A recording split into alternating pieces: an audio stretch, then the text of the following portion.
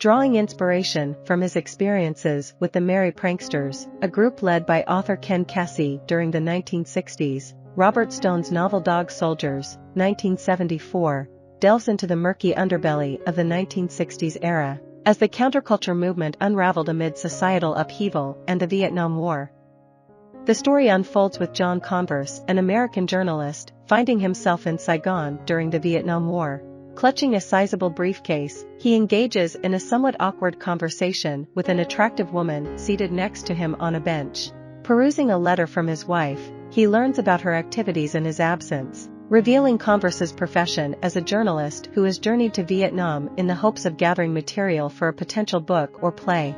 Despite enjoying some success as a writer, he currently toils for his father-in-law, the publisher of a sensational tabloid newspaper. Converse harshly judges himself for his perceived lack of determination in pursuing his dreams, and he believes that this trip to Vietnam might alter his fate. However, as Converse spends more time in the country, he becomes increasingly despondent, realizing that his project has yielded no tangible results. Following a philosophical discussion about God and evil with the woman on the bench, Converse arranges a meeting with Charmian, who provides him with a substantial quantity of heroin. In exchange for this illicit cargo, Converse agrees to smuggle the drugs back to the United States. Charmian, shrouded in mystery with a murky past and connections in both political and law enforcement circles, facilitates Converse's contact with corrupt agents involved in the drug trade. Converse, driven by vanity, seeks to impress Charmian by presenting himself as a seasoned and audacious individual capable of orchestrating a complex drug smuggling operation into the United States. He meticulously inspects the quality of the heroin, anticipating a potential $40,000 windfall from this endeavor. To execute this perilous scheme, Converse reaches out to Ray Hicks, a former U.S. Marine and Merchant Marine sailor he had encountered in Vietnam. Converse outlines his plan to Hicks, who will conceal the heroin on the ship he serves on. Upon arriving in California, Hicks will transport the heroin to Converse's wife, Marge, who works as a ticket seller at an adult movie theater. Despite having reservations about this partnership due to Hicks's perceived instability, Converse harbors private concerns about Hicks's mental state and the potential volatility of his temper. Hicks, deeply immersed in the counterculture movement, frequently laments that things have taken an unusual turn in the United States. Nevertheless, the plan proceeds as Hicks successfully conceals the drugs, and his ship eventually docks in California. However, upon disembarking, Hicks becomes aware that he is under surveillance and is being trailed.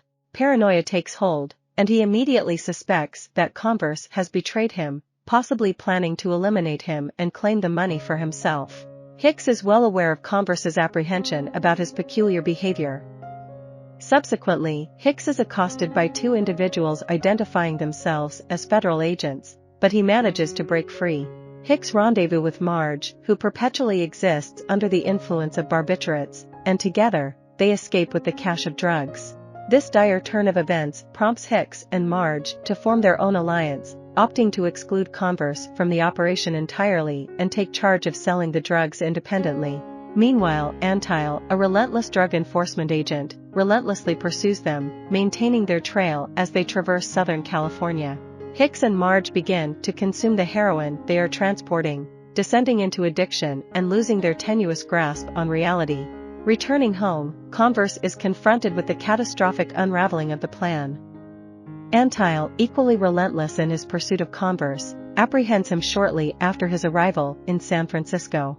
As Antile and his cohorts subject Converse to brutal torture, including burning him on a kitchen stove, it becomes abundantly clear that there are no intentions of making arrests or confiscating the drugs. Instead, Antile harbors sinister plans to eliminate all those involved and seize control of the drug distribution himself, leveraging his connections and criminal expertise.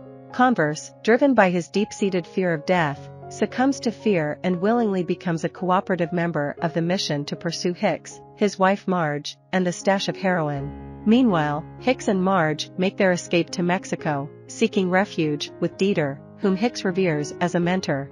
Dieter is a self-proclaimed guru who resides in an isolated, monastery-like structure atop a mountain. Antile relentlessly tracks them to this remote location and brings Converse along. However, Hicks has no intention of surrendering quietly, and a fierce shootout ensues between him and the pursuing officers. Although Hicks sustains gunshot wounds, he manages to evade capture, ultimately meeting his demise just a short distance away, still carrying the heroin in his backpack. Amid the chaos, Converse seizes the opportunity to grab Marge, and the two of them flee the scene. I hope you enjoyed this video. Leave a like if you did and be sure to subscribe. Thank you.